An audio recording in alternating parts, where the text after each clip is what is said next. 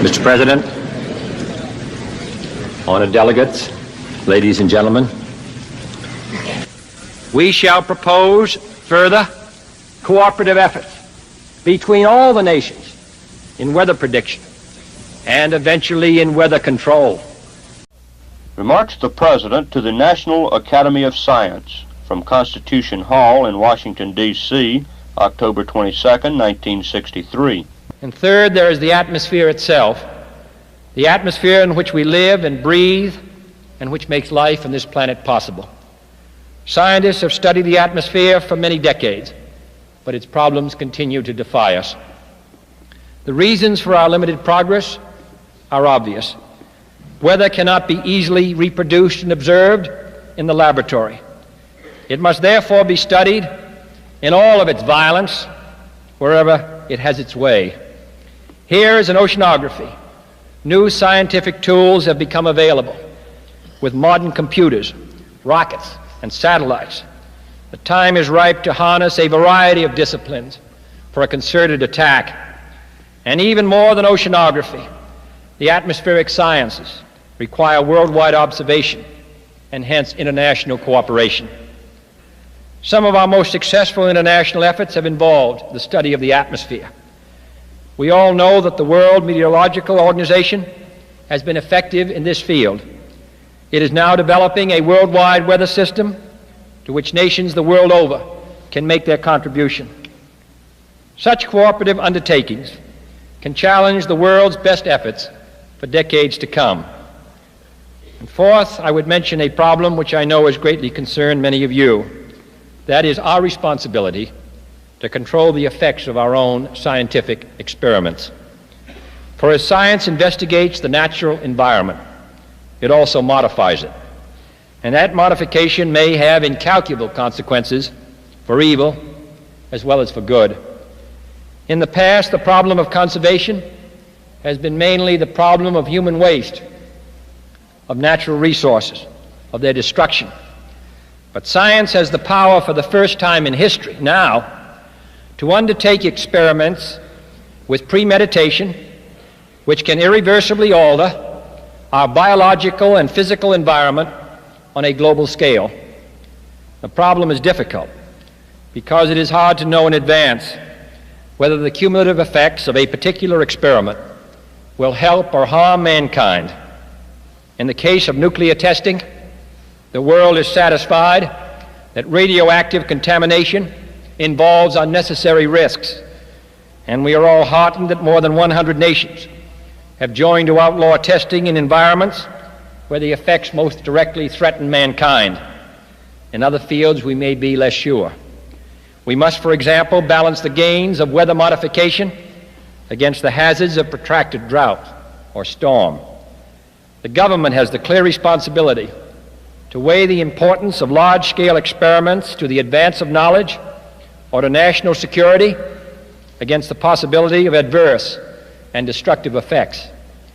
The scientific community must assist the government in arriving at rational judgments and interpreting these issues to the public.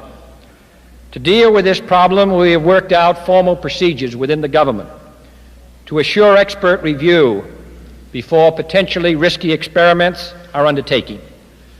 And we will make every effort to publish the data needed to permit open examination and discussion of proposed experiments by the scientific community before they are authorized. If science is to press ahead in the four fields that I have mentioned, if it is to continue to grow in effectiveness and productivity, our society must provide scientific inquiry the necessary means of sustenance. We must, in short, support it. Military and space needs, for example, offer little justification for much work in what Joseph Henry called abstract science. Though such fundamental inquiry is essential to the future technological vitality of industry and government alike, it is usually more difficult to comprehend than applied activity, and as a consequence, often seems harder to justify to the Congress, to the executive branch, and to the people. But if basic research is to be properly regarded, it must be better understood. I ask you to reflect on this problem and on the means by which in the years to come our society can assure continuing backing to fundamental research in the life sciences, the physical sciences, the social sciences, on natural resources, on agriculture, on protection against pollution and erosion. Together, the scientific community, the government, industry, and education must work out the way to nourish American science in all its power and vitality. Even this year, we have already seen in the first actions of the House of Representatives some failure of support for important areas of research which must depend on the national government. I'm hopeful that the Senate of the United States will restore these funds. What it needs, of course, is a wider understanding by the country as a whole of the value of this work, which has been so sustained by so many of you. I would not close, however, on a gloomy note, for ours is a century of scientific conquest and scientific triumph. If scientific discovery has not been an unalloyed blessing, if it has only conferred on mankind the power not only to create, but also to annihilate, it has at the same time provided humanity with a supreme challenge and a supreme testing. If the challenge and the testing are too much for humanity, then we're all doomed. But I believe that the future can be bright, and I believe it can be certain. Man is still the master of his own fate, and I believe that the power of science and the responsibility of science have offered mankind a new opportunity, not only for intellectual growth, but for moral discipline, not only for the acquisition of knowledge, but for the strengthening of our nerve and our will. We are bound to grope for a time as we grapple with problems without precedent in human history. But wisdom is the child of experience.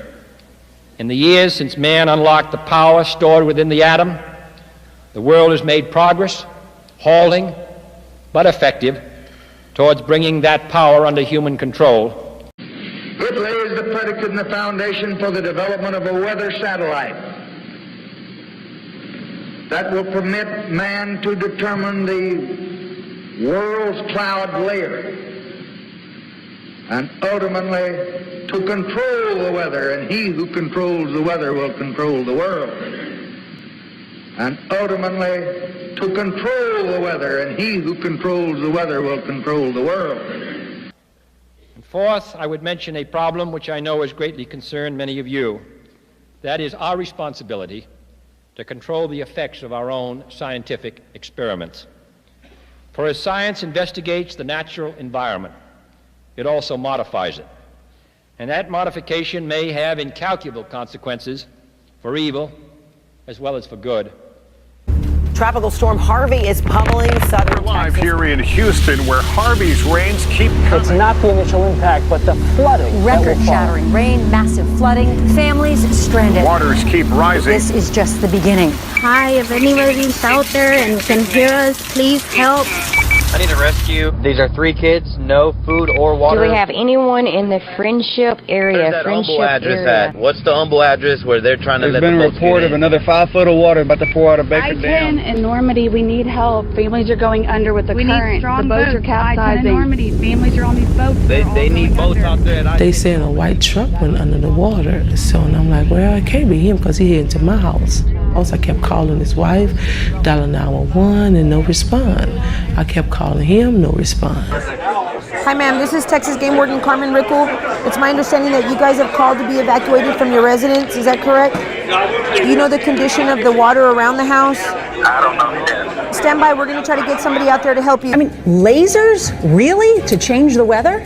That's right. Well, as Mark Twain once famously said, everyone complains about the weather, but no one ever does anything about it. Well, instead of doing a rain dance, we physicists are firing trillion-watt lasers into the sky to actually precipitate rain clouds and actually bring down lightning bolts. This is potentially a game changer. When you have water vapor and you have dust particles or ice crystals, you can precipitate rain. It condenses around the seeds. These seeds can also be created by laser beams. By firing trillion-watt lasers, you rip apart the electrons, creating what are called ions, and these ions act like seeds, like dust particles, bringing down rain and even lightning. Go ahead. Well, this fascinates me in part because, too, I remember reading the stories that China had used this during the Olympics, that the USSR had used this after Chernobyl to create rain clouds. Even in the 60s, the CIA used this to bring down monsoons during the Vietnam War, to wash out the Viet Cong.